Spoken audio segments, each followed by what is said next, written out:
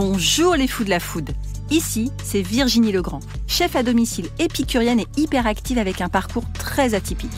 Dans mon podcast, Passion sans modération, vous retrouverez tous les 15 jours des personnalités implantées dans la gastronomie d'aujourd'hui, des vrais amoureux du goût et de la vraie cuisine, des experts, tous enrobés d'une passion communicative. On parlera terroir, saveurs, créativité, artisanat. On vous racontera des histoires qui croustillent, des initiatives qui pétillent et qui font briller les yeux. Et on en a bien besoin aujourd'hui. Dans ce podcast, vous allez rencontrer des passionnés qui aiment partager, des entrepreneurs qui aiment se renouveler. Vous allez pénétrer dans les coulisses d'un monde délicieux, nourri aux convictions individuelles et aux engagements collectifs. Vous êtes curieux ? Alors installez-vous à notre table et on va se régaler tous ensemble. Derrière chaque coupe de champagne, il y a une main, un geste, une géographie. On l'associe aux grandes joies, aux célébrations, aux moments de partage intense. Sa bulle est une signature joyeuse et annonce toujours quelque chose qui compte, qui marque, qui s'imprègne dans la mémoire et le souvenir. Aujourd'hui, je suis ravie d'accueillir Thomas Lombard, directeur général et président du directoire chez Champagne Lombard, une maison familiale fondée en 1925 à Épernay. Depuis 4 générations, l'héritage se transmet de père en fils et Thomas Lombard a rejoint la maison en 2017 pour en prendre la direction à la suite de son père en 2020. Au travers de cette interview fleuve, je suis ravie de pénétrer dans les coulisses d'une entreprise qui incarne l'art de vivre à la française, dans la légèreté, l'élégance et l'équilibre. Bonjour Thomas et bienvenue dans ce studio. Bonjour Virginie, merci beaucoup. Avec plaisir. Alors, comment ton champagne, ou votre champagne, parce que je crois que c'est un travail d'équipe aussi, met-il en lumière les terroirs champenois ? Alors, nous, on a une philosophie qui est assez particulière et qui s'inscrit pas vraiment dans la tradition champenoise. Donc, on va parler beaucoup de terroir. Je l'oppose justement à cette vision traditionnelle qui est plutôt une vision en Champagne d'élaborer des assemblages. Et quand on assemble différents terroirs ensemble, finalement, on perd un petit peu ce lien entre une origine précise et le goût, en tout cas le goût du terroir, le goût du sol. Et aujourd'hui, on a choisi une approche qui est très inspirée de ce qui est pratiqué en Bourgogne, enfin en tout cas de la philosophie bourguignonne, c'est-à-dire de faire des champagnes identitaires par lieu-dit et par cru. Donc là, on est vraiment dans un lien qui est évident entre un type de sol et un goût. Un champagne, on va vraiment retrouver la typicité du terroir, une minéralité qui provient des variations de géologie, des éléments minéraux des sols. Ça nous tient à cœur de l'explorer, de le comprendre et de l'expliquer à nos clients. Très bien, parce que beaucoup de pédagogie, j'imagine. Alors le vin, le champagne, qu'est-ce qui les rassemble et qu'est-ce qui les différencie ? Parce que tu parles de Bourgogne notamment. Ce qui rassemble le vin et le champagne le champagne a emprunté traditionnellement ou historiquement une voie un petit peu plus festive. En tout cas, c'est un vin qu'on associe au moment de grands cocktails, le moment de réunion, alors familiale ou amicale, pour les événements, les grands événements à vivre en communauté. Alors que le vin, lui, a pris depuis plus longtemps, en tout cas, une orientation qui est plutôt associée sur la table. Et aujourd'hui, la Champagne reprend un peu cette voie du vin. D'ailleurs, beaucoup de champenois rappellent que le champagne, c'est avant tout un vin. C'est pas une boisson à part entière qu'on utilise juste. C'est pas une boisson pétillante, en fait. Voilà, c'est pas juste une boisson pétillante qu'on boit dans une flûte à un cocktail, un mariage ou un baptême. C'est aussi un vin et qui a un caractère de terroir et qui peut se marier, évidemment, qui accompagne très bien les mets les plus fins et qu'on retrouve facilement sur les tables étoilées d'ailleurs. C'est vrai. Du coup, tu parles de verre, là, j'y pense. C'est quoi cette histoire c'est quoi le meilleur verre pour la meilleure dégustation ? Parce que moi, j'ai entendu plein de choses. Une flûte, un verre, la coupe ronde. Qu'est-ce que tu conseilles, toi ? La flûte et la coupe, ça fait partie d'un temps qui est révolu. Si vous en avez encore, si vous en avez dans vos placards, vous pouvez les abandonner. Non, il y a toujours un petit moment un peu iconique avec ce verre qui est issu de l'histoire de la Champagne. Mais c'est vrai que pour une expérience de dégustation optimale, il faut un verre plutôt verre à vin, donc plutôt large, qui va permettre une fois servi, remuer le vin dans son verre, laisser les arômes s'exprimer, laisser le gaz carbonique s'échapper aussi, parce que si c'est concentré dans une toute petite chambre disponible, ça va annihiler les arômes du vin, du champagne. Donc il faut un verre plutôt évasé, large, et puis même la tenue en main, c'est beaucoup plus agréable.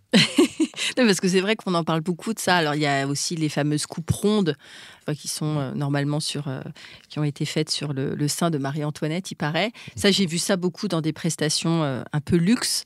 Toi, tu penses que c'est... Moi, verre à vin. Verre à vin. Voilà, Donc, ouais, verre à vin. Ouais, Alors, ouais, du vraiment. coup, verre à Bourgogne ou des gros verres? Oui. Alors, ça va dépendre des typologies de champagne. Des champagnes qui sont plutôt sur le fruit, des champagnes qui sont plutôt sur la vivacité. On va rechercher des verres peut-être un petit peu plus resserrés pour aller chercher cette concentration, cette précision. Et sur les caractères qui sont plus sur le fruit ou sur l'intensité de cave, oui, on peut sans hésitation aller sur des verres beaucoup plus larges qui vont laisser toute l'amplitude aromatique s'exprimer. Alors, vous comprenez, vous pouvez aller les mettre au garde-meuble, Voilà. en fait. Quels sont justement les différents profils aromatiques de tes cuvées, de vos cuvées? Alors, un dénominateur commun qu'on va retrouver, je vais commencer par le plus simple. Bien sûr. Comme on est dans une approche de terroir, sur des terroirs premiers grands crus, le dénominateur commun en termes de sol, c'est la craie. Et la craie, ça délivre une sorte de salinité. Donc, sur toutes nos cuvées, on retrouve cette tension saline, et, ce côté iodé, alors plus ou moins présent, plus ou moins marqué. Mais ça va vraiment être le caractère commun à toutes nos cuvées. Ensuite, chaque terroir va donner des caractères différents. Donc, finalement, il n'y a pas une trame aromatique commune à chaque cuvée, à part ce caractère salin que j'ai mentionné, puisque là, on va chercher l'expression du terroir. On veut que le terroir s'exprime. C'est le caractère commun qu'on va retrouver dans nos cuvées, c'est plutôt par le style de vinification, c'est plutôt les sensations, ce côté précision, ce côté très franc sur la minéralité, ce côté salin. Ça va être un dénominateur commun de nos cuvées. On parle un petit peu d'ailleurs de la vinification. Nous, on est sur des fermentations alcooliques en cuve inox plutôt à basse température. On ne fait pas les malots. Donc les fermentations malolactiques. Faut expliquer. Voilà.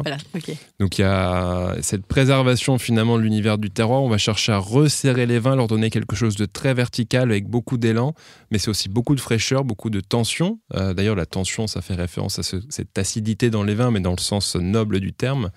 Donc c'est vraiment le caractère qu'on va rechercher dans nos champagnes. Très bien. Et combien vous avez de cuvées ? Alors beaucoup de cuvées, ça pareil. Qui évolue, j'imagine. Ouais, c'est une gamme qui n'est pas figée. Donc c'est une vingtaine de cuvées aujourd'hui. Environ 14 qui sont distribuées sur nos réseaux professionnels et le complément sur un site, sur une e-boutique qui est faite pour les particuliers. Okay. Donc en fait la raison pour laquelle il y a une telle diversité de cuvées, c'est un peu l'héritage de notre philosophie. Puisqu'on recherche des identités de vins de terroir, on vinifie chaque terroir à part.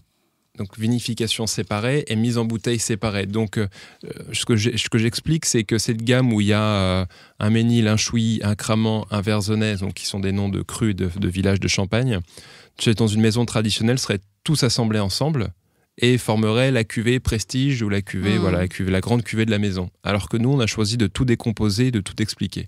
Du coup, de garder la pleine identité. Exactement. Chaque cuvée a une pleine identité de son origine. Et ça, c'est caractéristique de la maison Lombard ? C'est caractéristique. Dans l'univers des maisons, oui. On est même la seule maison de Champagne à travailler cette approche dans le détail avec autant de minutie et aussi large dans l'exploration de la gamme. Et c'est un univers qui m'a été inspiré des vignerons. Beaucoup de vignerons de Champagne travaillent comme ça depuis un peu plus longtemps que moi. La différence est que le vigneron, lui, il est fatalement limité à un périmètre géographique limité. Souvent, il travaille sur 4, 5, 6 hectares, souvent plutôt concentré au niveau géographique. Et donc, l'exploration de terroir est fatalement limitée. Le côté très intéressant de le faire quand on est une maison, donc c'est-à-dire quand on travaille avec des partenaires viticulteurs, c'est qu'on peut aller explorer ces terroirs sur toute la Champagne. Donc, il n'y a presque pas de limite. C'est bien ça, donc c'est la liberté jusqu'au ça. bout.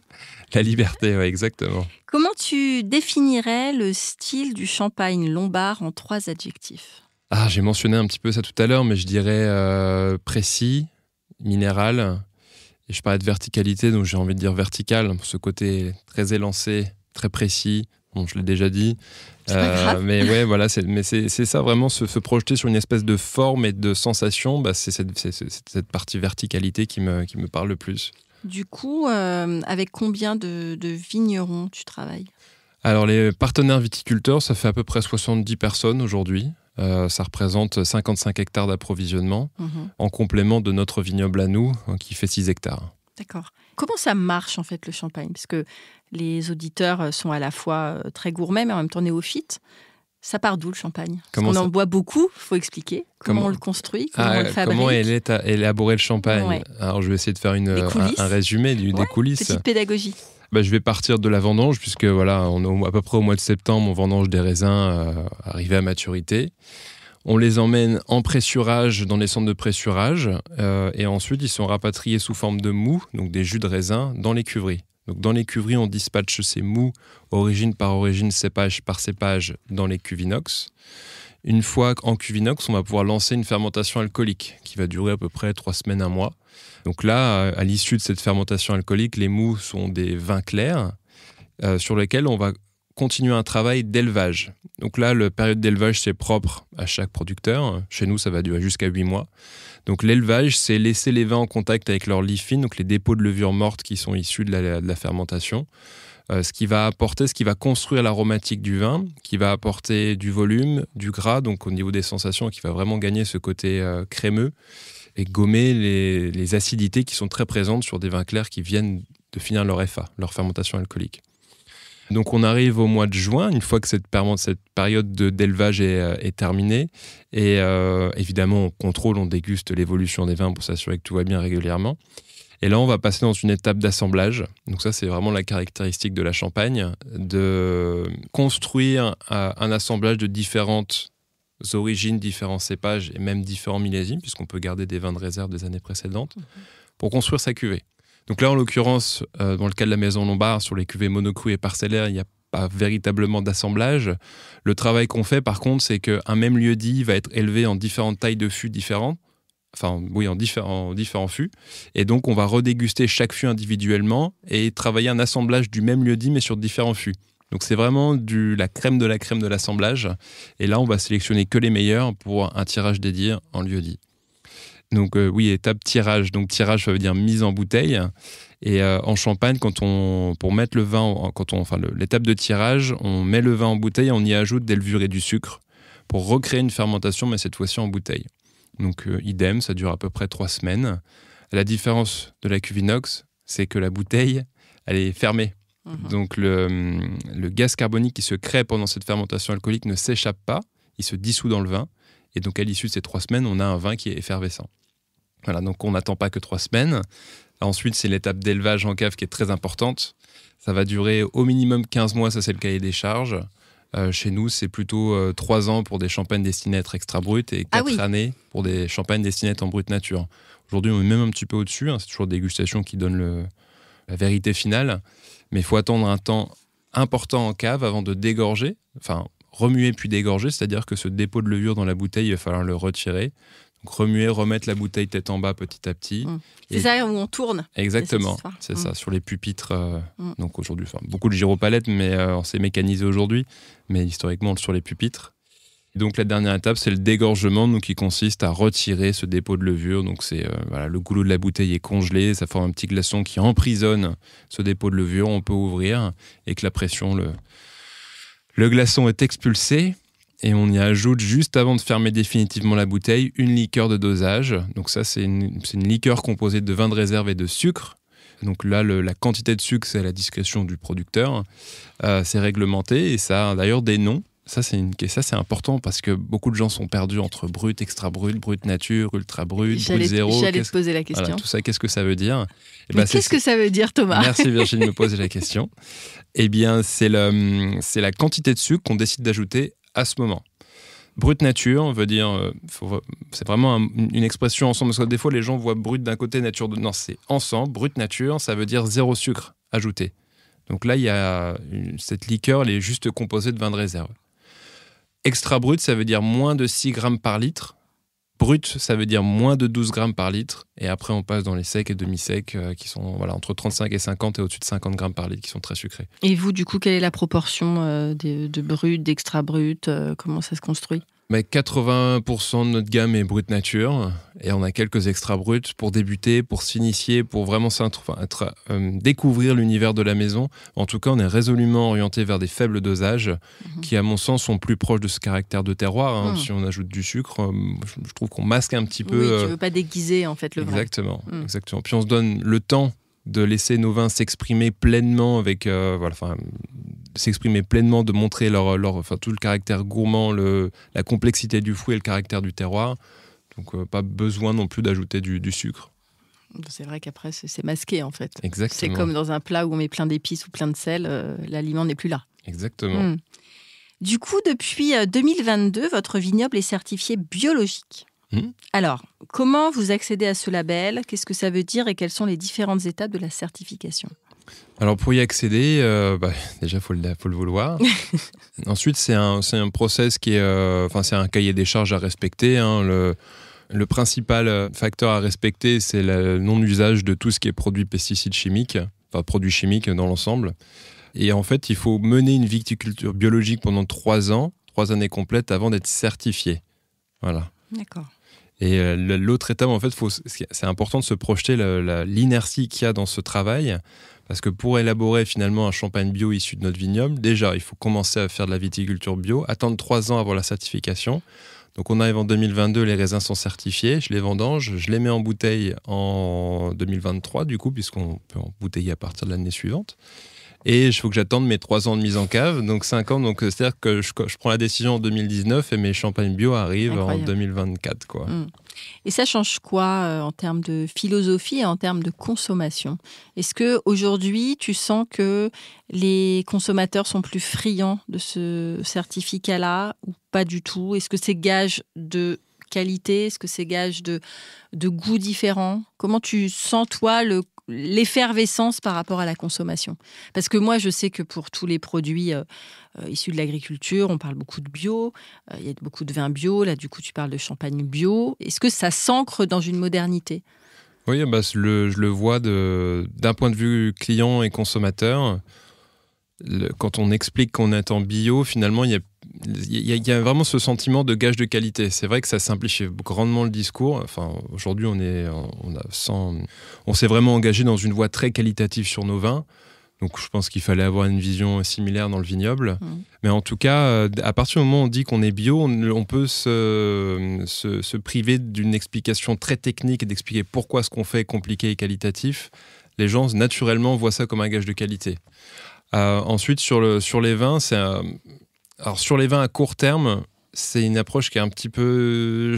on note en vin clair des approches un petit peu différentes. Sur le bio, on va avoir des arômes de fruits beaucoup plus exubérants, beaucoup plus riches. Exubérant, j'aime bien. Ouais, non, mais c'est beaucoup plus gourmand. Après, je remets toujours en contexte qu'on travaille avec des partenaires vitis qui ne sont pas forcément bio, mais qui ont une viticulture qui est très vigilante. Très raisonnée. Voilà, très raisonnée. Et les vins ne sont pas moins qualitatifs. Je pense qu'il y a un impact sur du très long terme. La logique, en fait, c'est de se dire que les produits chimiques tuent la vie des sols et que pour qu'un sol soit en bonne santé, il faut qu'il y ait une vie dans les sols. Saine. Voilà, donc ça paraît antinomique de mettre des produits chimiques qui vont tout simplement tuer cette vie. Donc c'est plutôt une vision long terme, je pense que c'est une question aussi générationnelle, de bon sens. Voilà, je pense que c'est avant tout du bon sens. Non, mais quand tu parles de génération, c'est important. Du coup, il n'y a pas de confrontation avec les anciennes générations, cet héritage-là qui a tendance à être un petit peu plus figé. Ça c'est ouvert naturellement. C'est même mon père qui lui était vraiment à fond là-dedans, même avant moi. Il était, il a une sensibilité par rapport à ce côté écologique. Je sais pas d'où ça lui vient, tu t'es inscrit naturellement dans cette. Bien sûr, je veux dire, il m'a pas mis le couteau sur la gorge en disant on fera du bio, c'est obligatoire. Ou inversement, je ne veux pas faire inversement, mon père était très sensible à ça, donc forcément, si le sujet est à la maison, j'y étais attentif. Et les choses sont faites assez naturellement ensuite. Et quel est ton parcours avant de reprendre la maison? Alors, tu es jeune. Oui. Est-ce que c'est le moment où il faut que je dise mon âge? Oui. Ah, d'accord. J'ai 32 ans, moi. Millésime 92. Ah ouais, donc 92 et tu as repris en 2017. J'avais 27 ans. J'avais 27 ans. Donc, mon parcours, j'allais dire pas si atypique que ça. J'ai fait une licence éco-gestion à la fac de Reims avec un séjour j'ai fait deux échanges universitaires à Cambridge et à Sydney. Et ensuite, j'ai fait un master en marketing et un master spécialisé en commerce et connaissance des vins à Dijon. Donc là, c'était vraiment l'année qui m'a mis le pied à l'étrier sur le monde du vin, qui m'a vraiment fait comprendre la philosophie dans l'ensemble et qui m'a permis de construire en tout cas ma propre philosophie du vin. Parce que là, c'est des formations qui sont très axées techniques. Le but, c'est plutôt de faire des gens gestionnaires commerciaux du monde du vin mais qui a une compréhension technique. Donc on a fait beaucoup de voyages dans les vignobles, on a rencontré des chefs de culture, des directeurs de domaine, des propriétaires de domaine. Donc voilà, on a eu l'opportunité d'échanger avec beaucoup de vignerons, évidemment. Je pense que c'est ça qui fait qu'on construit sa philosophie du vin. Et donc après ça, j'ai rejoint la maison directement. Et en fait, tu avais fait ce diplôme-là en sachant que tu allais rejoindre la maison ou pas du tout? Ouais, tu avais une appétence déjà? Ouais, la différence, c'est quand j'ai fini mon master marketing, je pensais que j'allais faire mes expériences un peu ailleurs dans d'autres entreprises. Alors, c'est ce qui m'a été conseillé par mes profs. Même mon père me disait c'est bien que tu ailles faire tes armes un peu ailleurs avant de revenir. Après avoir fait cette année dans le vin, je me suis senti beaucoup plus... cette année d'études à Dijon, je me suis senti beaucoup plus légitime pour revenir dans la maison. Encore une fois, mes profs m'avaient dit non, faut que tu ailles voir ailleurs, c'est important, machin. Et non, mais la réalité, c'est un faux conseil. Alors, le truc aussi, c'est qu'on a une entreprise qui est suffisamment grande pour que le champ de mon travail soit très large et très diversifié et très intéressant. Hein. Mais Franchement, on apprend beaucoup plus vite en travaillant directement chez soi qu'en étant un peu cloisonné dans une entreprise ailleurs, sur un poste très cloisonné. Donc moi, je ne regrette pas du tout cette expérience. C'est un accélérateur de compétences et de connaissances qui est incroyable. Ouais, c'est hyper intéressant. Du coup, tu parlais tout à l'heure d'aller à la rencontre des viticulteurs. Je sais que vous organisez, c'est normal dans toutes les maisons de Champagne, des moments de dégustation et de découverte aussi. Comment ça se passe? Vous faites de l'œnotourisme? Alors, il y a deux sujets dans ta question. Avec nos partenaires Viti, pas vraiment de l'œnotourisme, parce qu'ils connaissent la maison à titre de partenaires privilégiés. Et ce qu'on fait avec eux, c'est des reconnaissances terroirs. Donc ça, c'est un travail qui n'est pas mené partout. Hein. Je pense que c'est un truc qu'on a créé nous. Oui, parce que j'ai jamais entendu. Reconnaissance terroir. Voilà. Donc on va sur les parcelles de nos partenaires et on se contente pas. Déjà il y a une discussion sur la viticulture, sur l'année en cours. Quand pour chaque saison on essaie de comprendre un peu ce qui se passe et on complète ces analyses avec des prélèvements de sol à la tarière. Donc on va creuser sur à peu près 80 cm. Et on extrait des échantillons qu'on garde, une partie qu'on garde pour notre géothèque, pour la collection des morceaux de sol qu'on extrait, et une partie qui est envoyée dans un laboratoire qui va analyser donc la granulométrie, les éléments minéraux. Et c'est les premiers indicateurs qui vont nous permettre d'élaborer ce lien, de comprendre ce lien entre les sols et les goûts des vins. Et aujourd'hui, on veut aller un petit peu plus loin. C'était la première étape. La deuxième étape, c'était de se faire accompagner par un monsieur qui s'appelle Geoffrey Orban, qui est vraiment un spécialiste de cette approche géologique, qui nous emmène avec un peu plus de précision sur ce travail. Déjà, il va nous permettre d'identifier toutes les strates de sol qu'on traverse. Et quand on est attentif à ça, en fait, la géologie champenoise est très complexe et très riche. Je pense que d'ailleurs, c'est ça qui fait la complexité de nos terroirs. Et que quand on creuse sur 80 cm, 1 mètre, on peut avoir 3 voire 4 strates de sol différentes. Et ce qui est super important, là, intéressant, c'est Geoffrey qui nous l'a montré, c'est que chaque strate de sol libère des arômes. Et ça, on le ressent quand on met ces strates dans un verre, un petit peu d'eau, et on s'amuse à sentir. Et il y a vraiment des arômes qui s'en libèrent. Et d'ailleurs, on voit tout de suite entre un sol en bonne santé et en mauvaise santé, ça se sent tout de suite d'ailleurs. Par exemple? Et des sols qui vont être... sur les traitements chimiques, systématiques, là on va être sur des notes un peu soufrées, réduites, le côté un peu légumes cuits. Donc c'est des arômes précurseurs de sol qui n'est pas vivant. Alors que quand on est dans le registre du vivant, là après la palette aromatique est très large, mais on a déjà senti des choses qui relèvent des fruits à coque, de la noisette, les arômes iodés dont je parlais tout à l'heure, notamment quand on a de la craie. Des fruits rouges. Donc on a vraiment ces trames aromatiques qu'on retrouve dans la vie des sols. Incroyable quand même ce que fait la nature. C'est dingue. Hein. Ouais.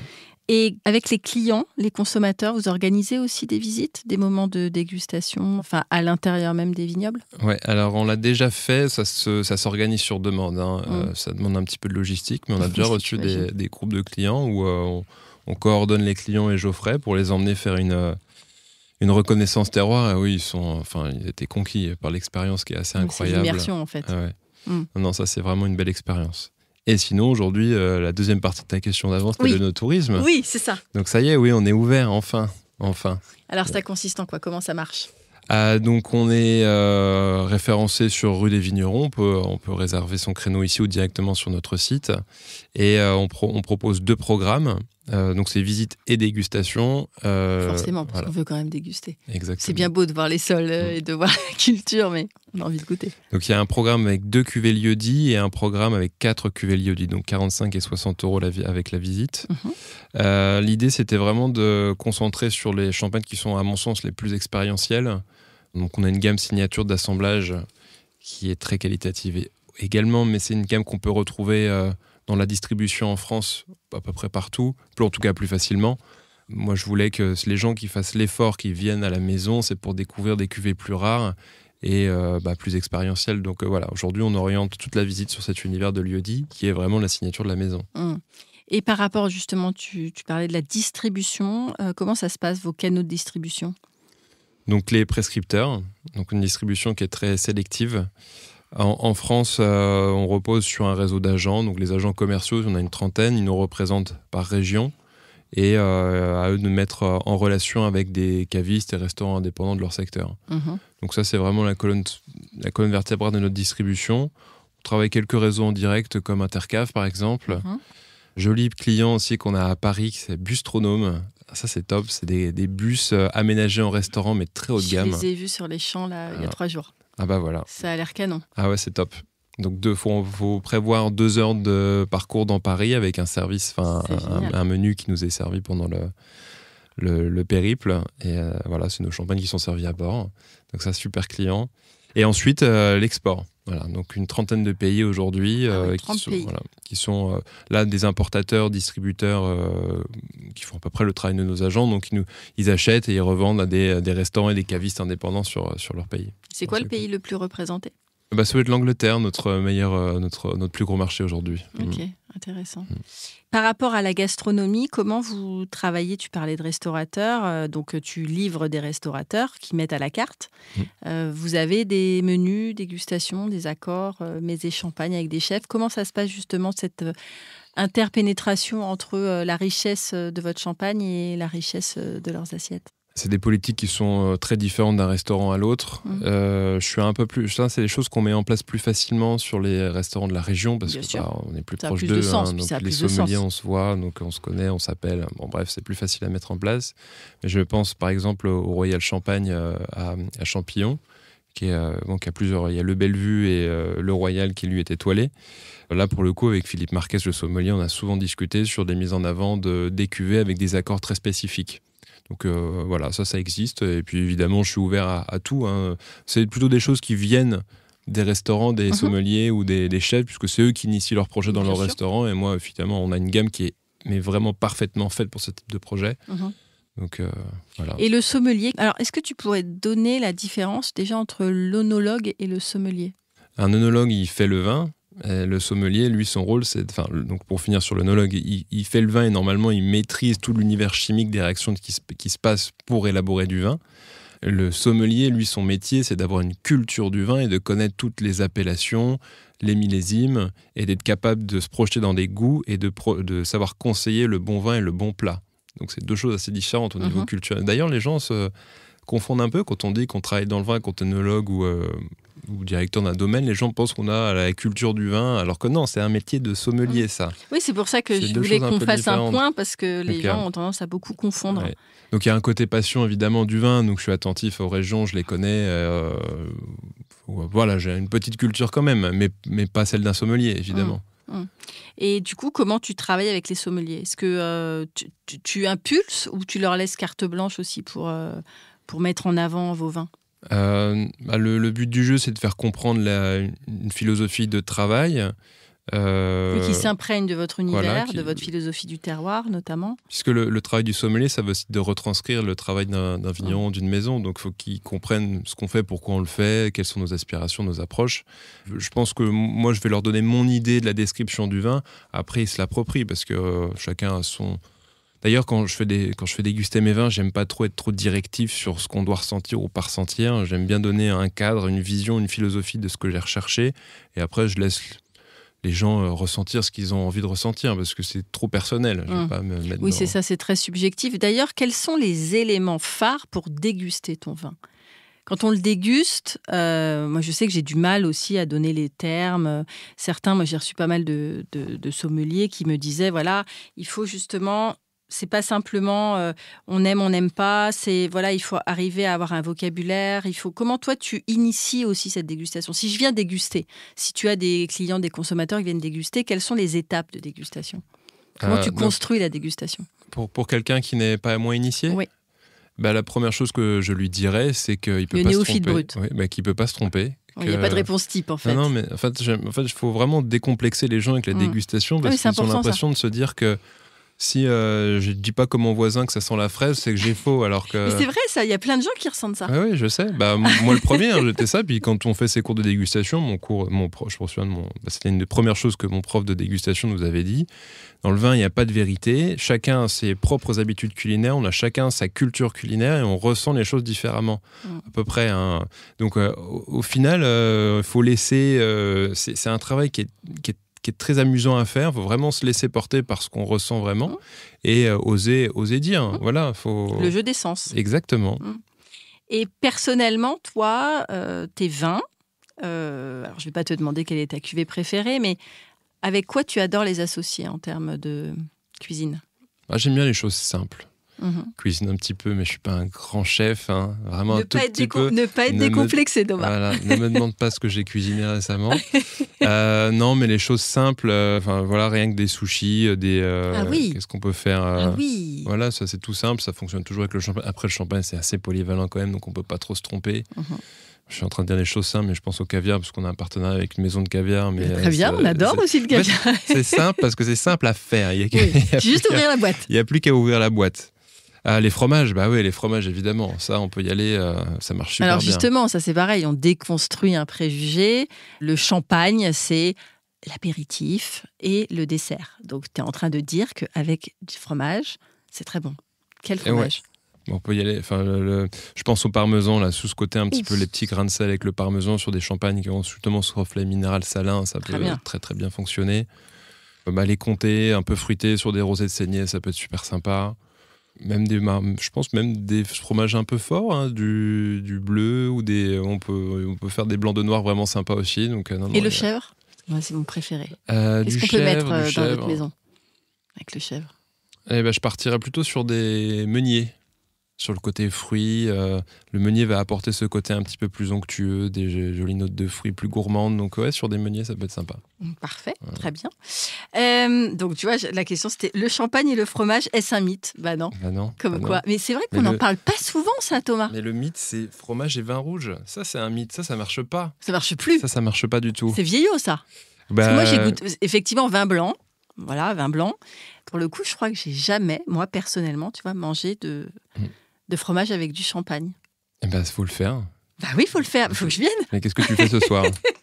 Non, je suis pas disponible. Non, mais de ton côté, tu peux. Non, je suis déjà invitée dans un restaurant. Au restaurant. Au restaurant, ça n'empêche pas de faire l'expérience. C'est vrai, c'est vrai. Non, mais par contre, pour le coup, c'est vrai que je pense que il y a plein de gens qui seraient surpris, tu vois, avec un plateau de fromage, un joli plateau de fromage, de mettre une belle bouteille de champagne. Bien sûr. Non, le fromage et le vin blanc, c'est une évidence. Le côté tannique et le côté lacté ne va pas du tout ensemble. Et c'est marrant parce que moi aussi, je me souviens avoir cru ça pendant un moment et je l'ai même prôné et j'ai même répété qu'il fallait faire vin rouge et fromage. Et un jour, j'ai essayé, puis j'ai su aussi écouter des sommeliers que je côtoie beaucoup. Et non, en fait, c'est vrai que ça marche pas. Ça fait ressortir tout l'aspect tannique asséchant des vins rouges et ça enlève tout le côté gras enveloppant du fromage. Ça marche pas. Ça suffit. Donc maintenant, ça suffit, on pense à autre chose. Selon toi, qu'est-ce que l'art de vivre à la française? Et en quoi le champagne peut-il être l'incarnation même de l'art de vivre à la française? L'art de vivre à la française. Bon, ça doit être ça. Pas de réponse type, hein. Là, du coup, comme j'ai peut-être pas un art de vivre à la française typique. On aime bien quand c'est pas typique aussi.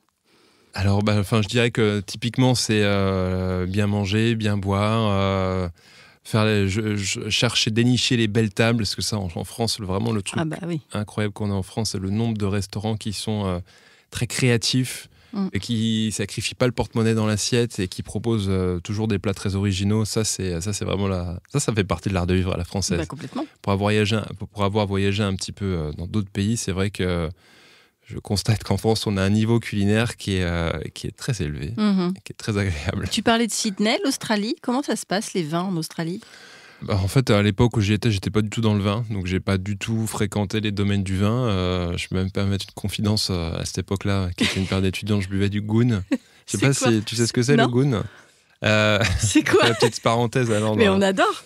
Donc j'en ai pas bu beaucoup, mais c'est les bag-in-box de vin à 9 degrés. D'accord. 9,5. Et c'est grosso modo l'alcool le moins cher que tu peux trouver sur le marché, puisque les vins, enfin l'alcool en Australie est taxé très fortement.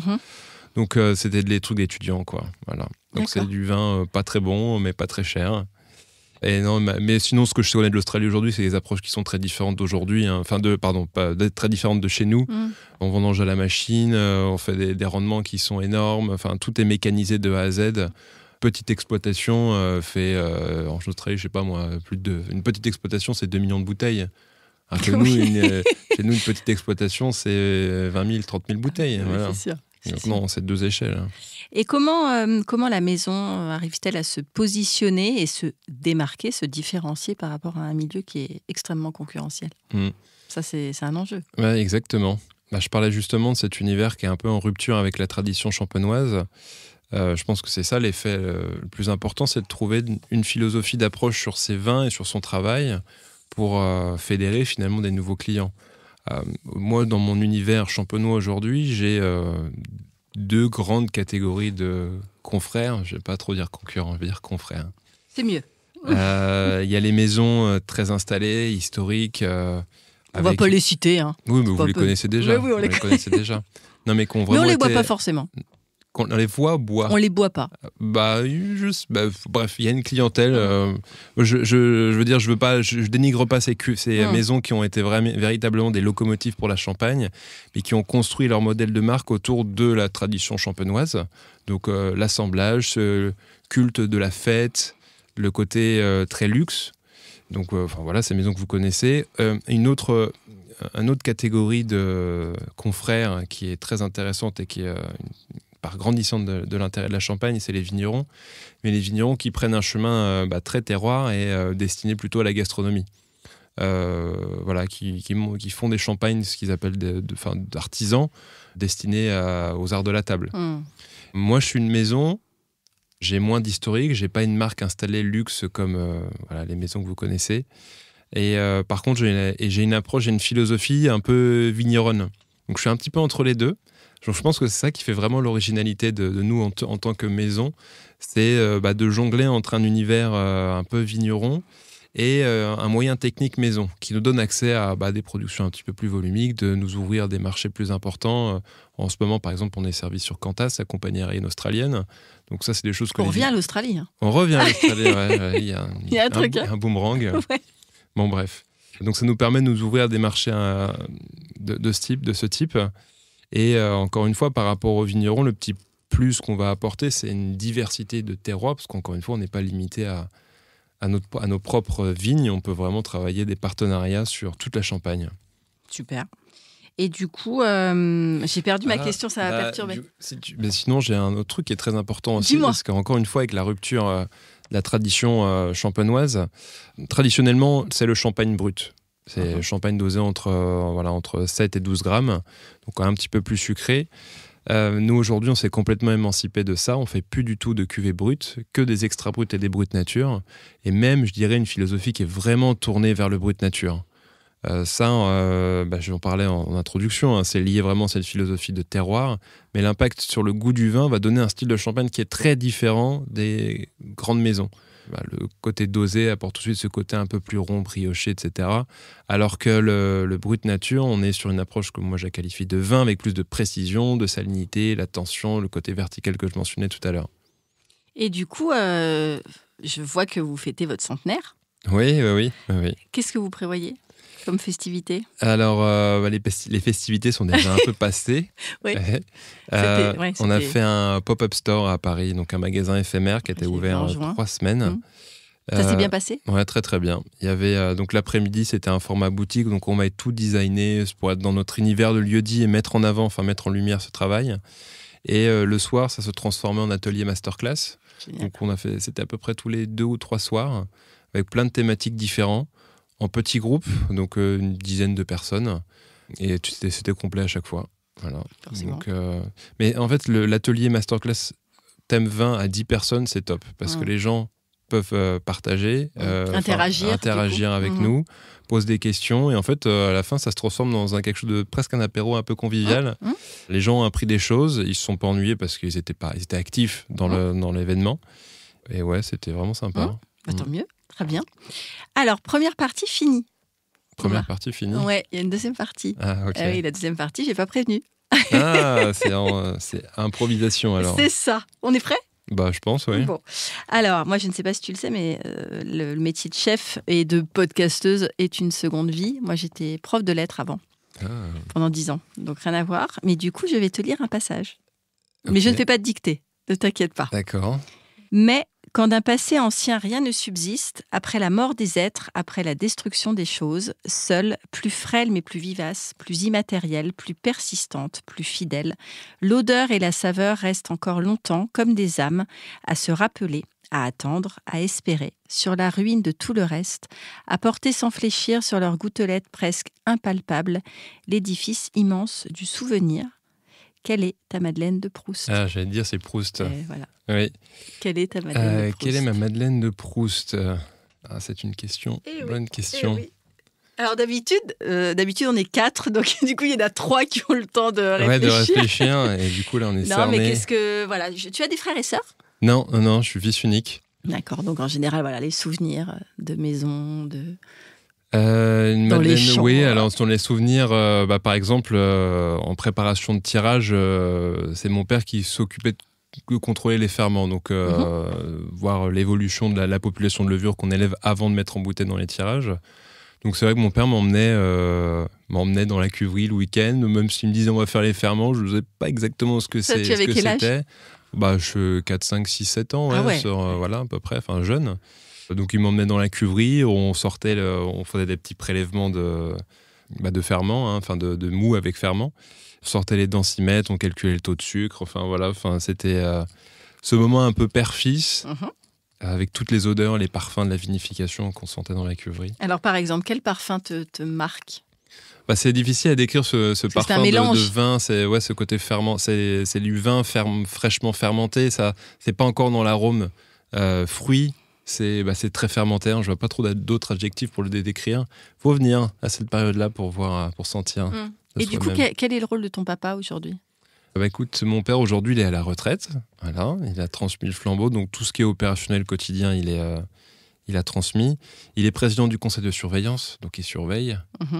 Et après, ça reste un solide conseiller, c'est-à-dire que tous les sujets majeurs, stratégiques de l'entreprise, je lui partage assez naturellement et on est quand même dans une discussion. Il n'est pas immiscé dans le « je veux savoir, dis-moi ». Il n'est pas contrôlant. Non, il n'est pas dans le contrôle, mais il est dans le conseil en fait. Et je lui demande pas, il me demande pas. Mais je lui demande souvent parce que c'est dans mon caractère aussi. C'est l'échange aussi. Je suis très dans ce côté équipe, même avec mes équipes d'ailleurs. Oui, c'est ce que j'allais te demander. Tu es entouré de combien de personnes du coup à la maison Lombard, hors viticulteur? Ouais, donc maison. Oui, là, les salariés maison, donc on est 16 au total, 14 dans la maison Champagne Lombard et dans la société viticole de salariés viticoles, donc ça fait 16. Voilà. Ouais, donc c'est pas mal. Quel est le plat typique de la région de Reims? La gastronomie rémoise, c'est quoi? À part le champagne, en fait. Bah ouais, je crois qu'on s'est dit, le champagne, ça marche. Mais c'est ça, en fait, on mange du champagne. Parce on a le filon, on serait bête de creuser à côté. Personne. Non, mais c'est une culture de la viande. Alors, pas de poisson, évidemment, mais des légumes. Il y a des plaines maraîchères. Enfin, tu vois, pour le coup, je ne sais pas du tout. Moi aussi, il y a des maraîchers il y a des maraîchers qui sont plutôt bons dans les alentours. C'est une question que j'ai improvisé total. Parce que... les biscuits roses de Reims. Les biscuits roses. Le jambon de Reims. Le jambon. Un jambon cuit mariné avec des herbes. Voilà.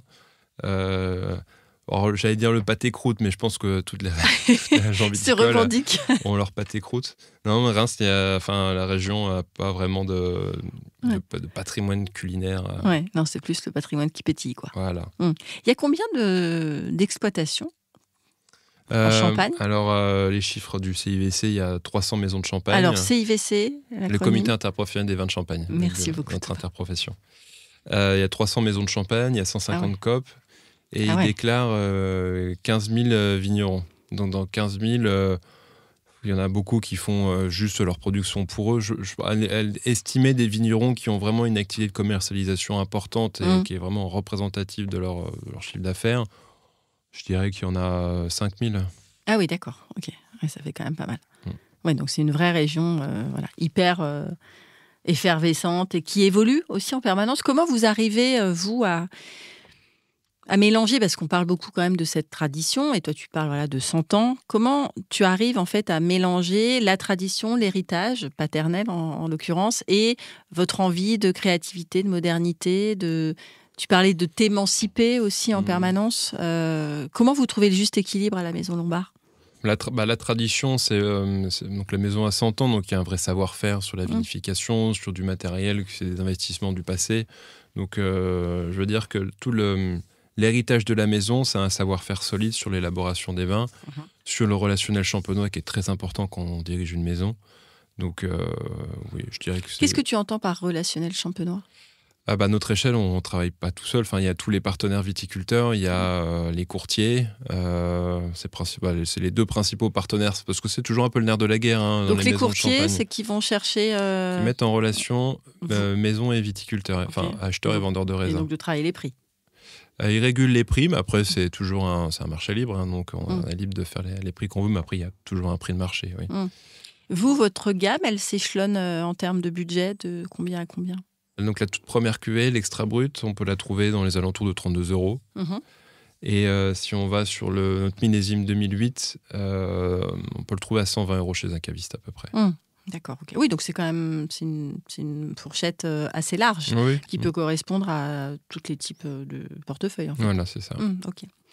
Qu'est-ce qu'on retrouve toujours dans ton réfrigérateur, Thomas Lombard ? Qu'est-ce qu'on Parle du champagne. Me dis pas du champagne. Il y a toujours du champagne dans ton réfrigérateur d'ailleurs. En ce moment, est-ce que tu bois beaucoup de champagne ? Mais non, mais j'ai une cave à vin, donc ça compte pas. C'est vrai. Voilà. C'est vrai. Le champagne, c'est juste si j'ai prévu d'en ouvrir une. Oui, c'est ça. Et qu'est-ce qu'il y a toujours dans mon frigo ? Sans trahir de grands secrets. Une pâte à pizza. Ah, d'accord. Voilà, pour faire une pizza aux légumes. Très bien. Et ça se mélange bien avec le champagne, ça ? Oui, ça va. Oui, de toute façon, le champagne, c'est polyvalent. Oui, c'est vrai. Non, mais je trouve ça original de me dire, c'est vrai que du champagne avec une pizza, j'adore, c'est hyper disruptif. Oui, c'est les pizzas fait maison. Non, mais quand même, oui, avec des légumes, avec des bons légumes. Oui, on n'est pas sur du truc surgelé. Okay, d'accord, très bien, très bien. Quel est le plat de brasserie pour lequel tu es monomaniaque ? Là, tu vois, tu es venu à Paris. Je ne sais pas si tu as mangé à Paris ce midi. Non, j'ai mangé chez moi. Voilà. Bon, en même temps, c'est vrai que finalement, c'est à côté. Oui. Mais quand tu vas dans une brasserie, non pas dans un resto étoilé, mais une brasserie... le tartare. Ah, oui, tiens. Tartare de bœuf ? Oui. Oui, c'est vrai que j'aime bien les petits tartares. Voilà, le petit tartare de bœuf, ok, qui va bien, super. Donc du coup, tu disais que tu ne cuisinais pas beaucoup ? Si, tu aimes cuisiner ? En fait, je m'y mets, mais c'est-à-dire que j'aime bien le moment qu'on va passer, mais je ne vais pas me prétendre être cuisinier. C'est-à-dire que couper des légumes, les mettre au four... Mais c'est déjà énorme, ça, Thomas. Non, mais si, j'essaie des petites recettes de temps en temps, mais quand même. D'accord. Et quelle est l'herbe aromatique dont tu ne peux pas te passer ? Et là, il me déteste. Je vais te dire je cuisine pas mal. J'aime bien le curry, donc j'utilise le curry, mais sinon les herbes de Provence, parce que là, ça sert toujours partout. Oui, d'accord. Ça, c'est passe-partout. Voilà. Passe-partout. Alors, question toute bête, effectivement, le champagne avec les épices. Ouais, s'il y a des cuvées qui fonctionnent bien. On dit que c'est compliqué d'associer avec les vins. Ouais, alors ça dépend. Faut pas voir les épices à la façon indienne très, très puissante. Les épices, ça peut être utilisé avec parcimonie, puis ça peut être des épices douces. Moi, je me souviens c'est quelqu'un qui avait cuisiné un poulet au curry. Encore une fois, un curry très savamment dosé dans le plat. Et on avait accordé avec un verzenay. Donc c'est un blanc de noir sur les terroirs face nord de la montagne de Reims, donc des pinots noirs qui sont, encore une fois, beaucoup de tension, ce côté petit fruit rouge un peu acidulé, beaucoup d'intensité vineuse, et ça faisait ressortir le curry d'une manière extraordinaire. C'était vraiment très joli. Ouais, et je m'y attendais à rien, mais pour l'avoir essayé, je me dis ouais, non, ça fonctionne super bien. Et d'ailleurs, Verzenay est un terroir qui fait très bien ressortir l'épice en tout genre, hein, même les jolis poivres. Ça matche plutôt bien avec ce terroir. Intéressant. Tu parles de blanc de noir. Tu peux nous donner la différence entre blanc de noir et blanc de blanc ? Alors, ça veut dire blanc de blanc. C'est un vin blanc qui est issu de raisins blancs. Donc, en l'occurrence, en Champagne, c'est du chardonnay. Un blanc de noir, c'est un vin blanc issu de raisins noirs. Donc, en Champagne, on a pinot noir et meunier. Ça peut être ou l'un ou que l'autre, ou l'assemblage des deux. Voilà. D'accord. Et après, la fabrication, c'est la même chose ? La fabrication, c'est la même chose. C'est juste le point de départ. Voilà. Le fruit. Je vais faire une petite précision, mais oui, pour faire un vin blanc avec des raisins noirs... vin blanc avec des raisins noirs, oui. C'est que le pinot noir et le chardonnay ont la peau noire, mais le jus est blanc. Et comme en Champagne, pour faire du vin, on presse les raisins, en fait, le jus ne reste pas en contact avec les peaux qui auraient coloré le vin. Et donc, on extrait toujours un jus qui est blanc, même en prenant du pinot noir et du meunier. D'accord. Merci de cette précision. Et ma dernière question, j'aimerais que tu me donnes ta définition de la passion. Parce que dans ce milieu-là, que ce soit la viticulture ou même la gastronomie, on est obligé d'être passionné parce que c'est quand même un métier qui est difficile, même si c'est un métier de fête, de convivialité, et qu'on donne du bonheur aux gens. C'est quoi la passion ? J'ai déjà pensé à ce truc-là. La passion, je pense que c'est pouvoir faire quelque chose pendant des heures, on a l'impression que ça passe quelques minutes. Franchement, je pense que c'est ça. Très bien. Merci. Et je crois que même ça a déjà été conceptualisé par un auteur qui appelle ça le concept de flow, mais je me souviens plus du truc. Oui, donc c'est ça. Le flow. Le flow, moi, c'est ce que je ressens quand je dresse mes assiettes. En fait, c'est ça. C'est les artistes en fait qui sont dans leur flow, c'est-à-dire qui ne ressentent pas ni la notion de temporalité, ni la notion de pression. On est happé, en fait. Ah, mais c'est ça ? Oui, c'est ça. Bon, ça aussi, c'est une prof de lettres qui me l'a dit. C'est bon. Je suis certifié. Bon, en tout cas, merci. Je vais conclure. Thomas, si tu as des choses à rajouter ? Ah si, parce que là, on est en pleine période des vendanges. Est-ce que tu peux nous parler comment ça fonctionne, les vendanges ? Parce que là aussi, il y a un mythe autour des vendanges. On trouve que c'est formidable, même si ça doit être immensément dur. J'en ai jamais fait. Mais j'aimerais beaucoup, une fois, participer aux vendanges. Comment vous recrutez ? Combien vous êtes ? Comment ça marche, les déjeuners de vendanges ? Voilà. Ouais, alors, nous, notre organisation un petit peu à part. Chez les vignerons, c'est vrai qu'il y a cette ambiance très, très conviviale. Eux, souvent, on recrute une équipe, souvent par bouche à oreille. Il y a au moins un noyau dur qui revient tous les ans et 5-6 personnes qui s'ajoutent. J'ai quelques vignerons partenaires qui travaillent comme ça et ils ont l'air d'offrir vraiment des expériences de travail assez cool. Non, mais on reçoit les gens, ils arrivent souvent, ils ont les bâtiments pour les loger. Et pendant 10 jours, on les loge, on les nourrit. Enfin, si tu veux, pardon. Tu peux m'ouvoyer, hein. On est des millions, écoutez. Oui, je reste au-dessus. Il y a une ambiance. En fait, c'est dur. C'est un travail qui est pénible. Donc, il y a une espèce de camaraderie qui s'installe et, je sais pas, on se serre les coudes et il y a à la fois ce côté convivial. Enfin, voilà, on travaille ensemble, on mange ensemble. Il y a forcément un esprit d'équipe qui se développe. Il y a aussi des petits clashs d'équipe, toujours. Les petits clashs. Qu'est-ce qui crée les clashs ? Les vendanges, ça rassemble plein de personnes d'horizons différentes qui se seraient certainement jamais rencontrées, qui n'auraient jamais passé du temps ensemble dans leur vie du quotidien. Et voilà, ça crée des gens qui ont des différences et avec la pénibilité, un petit peu d'énervement, quelqu'un qui coupe plus vite que l'autre. Tu fais chier, ça va pas assez vite. Et puis ça y est, ça commence, il n'y en fallait pas plus pour attaquer. Est-ce qu'il y a la compète de combien on récolte de raisins ? Ouais, un petit peu. Un petit peu, ça dépend la nature des gens. Il y a des gens qui aiment bien couper vite, dire que oui, moi j'ai coupé mes 800 kilos de raisins un jour. Et il y en a qui sont chill. Enfin, quand j'étais, il y a des années, quand j'étais plus jeune, j'ai encadré notre équipe vendange et je voyais qu'il y avait un peu les deux personnalités. Des gens, très à la cool, ça va, on va pas couper trop vite, on va pas se faire mal au dos. Puis des gens qui sont là, non, on est là pour travailler. Quoi. Oui, les gens ont besoin de nous. Oui. Ouais. Ok, merci beaucoup. Alors, je conclus. Quelle chance d'être entré dans l'univers d'un champagne rempli d'une identité vraie et pleinement assumée. La Maison Lombard offre une belle philosophie du terroir, une approche différenciante qui garantit aux consommateurs une dégustation mémorable. Merci Thomas pour ce partage et cette vision de la belle France viticole passionnante. Merci pour cet échange. Et à très bientôt pour d'autres rencontres avec les voix qui pétillent. Merci Thomas. Virginie. Ça y est, notre rencontre prend fin. J'espère que l'inspiration et l'immersion dans l'univers de tous mes invités vous ont mis l'eau à la bouche. La conversation vous a plu ? Les confidences vous ont ému ? Merci de laisser un avis et vous abonner pour ne rien manquer des prochains épisodes et pour le propulser encore plus loin. N'oubliez pas de faire un petit tour sur mon site internet communique-passion.fr et de vous abonner à ma newsletter. À très vite pour de nouvelles aventures gastronomiques.